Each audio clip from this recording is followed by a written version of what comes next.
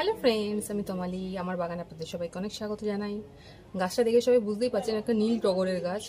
কালারটা হালকা violet, proper নীল বলবো না, ভায়োলেট পিঙ্কিশ কালারের একখানা কালার। তো গাছটা খুব হেলদি আছে। অনেকেই জিজ্ঞেস করেছিলেন যে টগর গাছ কী করে বসাতে হয়। তো আজকে আমি টগর গাছ কীভাবে বসাচ্ছি আপনাদের সামনেই বসাবো। তো আপডেট দিতে থাকবো। সাধারণত আমি যতদূর করেছি এইটা নিয়ে আমার 2 নম্বর গাছ। এর আগের গাছটা আমার প্রায় 1.5 বছর হওয়ার পর মারা গেছে। ফুল দিত একটা সময়, এই সময়টা করেই ফুল দেয়, তারপরে কিন্তু আস্তে আস্তে ফুল কমে যায়। আবার শীতের পর আবার এই সময়টা করেই ফুল দেবে। তো এটা সারা বছরের গাছ যদি বলি তাহলে এটা বলবো যে খুব বেশি ভালো নয়। সারা বছর কম বেশি করে ফুল দেয়, কিন্তু দেখতে সুন্দর। গাছটাকে যদি হালকা একটু ছাওয়া জায়গায় রাখা যায় তো মোটামুটি সারভাইভ করে। কিন্তু ম্যাক্সিমাম অনেকেরই ফেলিওরের সংখ্যা অনেক বেশি। অনেকের থেকেই শুনেছি যে নীল টগরের গাছ বাঁচছে না। অ্যাকচুয়ালি এটা একটু ছাওয়া পছন্দ করে। বেশি রোদ্দুর দিলে কিন্তু এই গাছ থাকবে না, যেটা নর্মাল টগরে হয় যে বেশি রোদ্দুর দিতে হয়। কিন্তু এইটার ক্ষেত্রে একটু অন্য, একটু সেমি সেড রাখলে ভালো। আবার বেশি যদি একদমই রোদ্দুর না পড়ে তাহলেও কিন্তু ফুল আসবে না। তো এই গাছটা একটুখানি বলতে পারেন যে সুখী গাছ। আমি এতগুলো গাছ করেছি, তার মধ্যে আমার কাছে এইটা একটু সুখী গাছ লাগে। কারণ আমারটা আগের বছর একটা 1.5-2 বছর বয়স হওয়ার পর নষ্ট হয়ে গেছে। আমি সেই ভিডিও দিয়েছিলাম আগের, অনেক দিন আগে ভিডিও, অনেক বছর আগেকার ভিডিও দিয়েছিলাম। এবার আবার একটা নতুন হেলদি গাছ দেখেছি, তো আবার নিয়ে এসেছি। বেশি দাম হয় না, আমি দাম বলে দিচ্ছি। শুরু হয় গাছের সাইজ অনুযায়ী থেকে, আপনার 40 টাকা থেকে শুরু হবে আপ টু, এবার গাছের সাইজ যদি মানে বড় সড়ো হয় তো সেরকম 50-60-এর ওপরে কোনোদিনই এটা যায় না। তো যারা অনেকেই জিজ্ঞেস করেন যে দিদি কীরকম ধরনের দাম হতে পারে, তো দামটা আমি মোটামুটি বলে দিলাম। ম্যাক্সিমাম মেরে কেটে 60-70, তার বেশি কোনোদিনই এটা যাবে না। খুবই কমন ভ্যারাইটির একটা গাছ। তো বসানোটা দেখাচ্ছি। আমার মাটি অলরেডি তৈরি করাই ছিল, কারণ মাটি আমার অন্যান্য গাছে শীতকালে প্রচুর মাটি যেগুলো তৈরি করেছি, তো সেইগুলো তো রয়ে যায়। এবার সেইগুলোতে কি বসাবো, সেগুলো তো ফেলে দেওয়ার মতন নয়, সেই মাটি রিইউজ করি। পুরনো গাছের যে সমস্ত শেকড় হয় সেই শেকড়গুলোকে ফেলে দিয়ে ভালো পরিষ্কার যে মাটি আছে সেই মাটিটা জাস্ট বেছে নিয়ে নেওয়া। দেখুন কত ঝুড়ো মাটি, এর মধ্যে হালকা একটু বালি মেশানো আছে, লাল বালি আর নর্মাল মাটি মেশানো আছে। তবে একটা কথা বলবো, টগর গাছ যদি বসাতে চান, টগর গাছে কিন্তু মাটির পরিমাণ বেশি দেবেন, বালির পরিমাণ কম দেবেন। মানে যদি আপনি টব হিসাবে কোয়ান্টিটি বলেন তো আমি বলবো যে 6 টব মাটি দিন আর 4 টব বালি দিন। তো এই রেশিওতে করলে আপনার টগর গাছ ভালো হেলদি হবে, কারণ টগর গাছ খায় খুব বেশি। তো আপনি যদি শুধু বালি দেন তাহলে সেখান থেকে কিছু খাবার পাবে না, তো জন্য কিন্তু গ্রোথ পড়ে যাবে। তো আমার এখানে দেখুন, আমার এখানে কিন্তু মাটি পরিমাণটা বেশি আছে। এটা কিন্তু একদম প্রপার বালি নয়, বালিটা খুব কম দিয়েছি, মাটিটা বেশি দিয়েছি, কিন্তু ঝুড়ো মাটি। তো জাস্ট একটু তুলে রাখি আগে, নাহলে ওকে বসাতে পারবো না।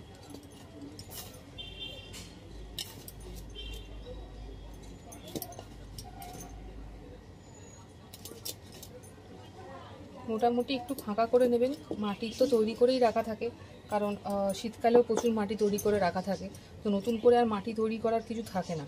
তো পুরনো মাটি দিয়ে কিন্তু করছি, নতুন মাটি নয় এটা। শীতকালে যে সমস্ত গাছ হচ্ছে সেই গাছ থেকে যে মাটি বেরিয়েছে সেই মাটি, এই মাটি জাস্ট বের করে নিচ্ছি। যত পুরনো এরকম শেকড় থাকবে গাছে সেগুলো সব বাদ দিয়ে পরিষ্কার ঝুড়ো মাটিটা বের করে নিচ্ছি। সেরকম চাড়িয়ে নেবেন, মাঝখানটা একটুখানি খাড্ডাই মতন করে নেবেন, যাতে গাছটার বসতে কোনো অসুবিধা না হয়, একদম শেকড়ের চারধারে গাছটা বসে যায়।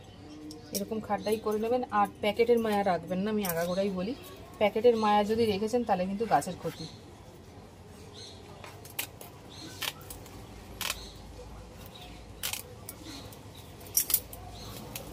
যদি মনে করেন গাছকে এরকম বসাবেন নতুন কিনে এনে প্যাকেট থেকে, তো প্যাকেটের মায়া রাখবেন না। আর গাছ যখনই নার্সারি থেকে কিনে আনবেন অন্তত 24 ঘন্টা অন্তত গাছটাকে আপনি রাখবেন।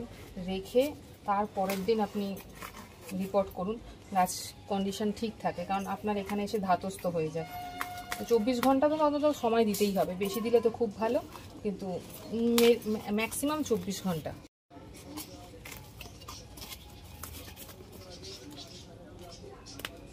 একটু হালকা হয়তো রুট নষ্ট ছিলতে পারে, কিন্তু খেয়াল রাখবেন মেন রুট যেন নষ্ট না হয়। সাধারণত হয় না, কিন্তু তবু কোনো সময় প্যাকেটের বাইরে দিয়ে বেরিয়ে যায় তো মেন রুটও অনেক সময়, তো একটু খেয়াল রাখবেন।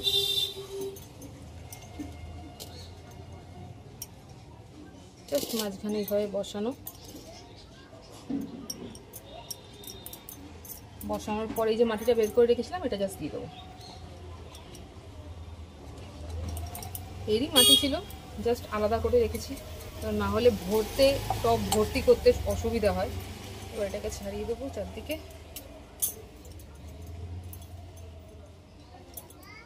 আর অনেকেই আমাকে জিজ্ঞেস করেন যে দিদি আপনি ধারের দিকে মাটি খোঁচান কেন?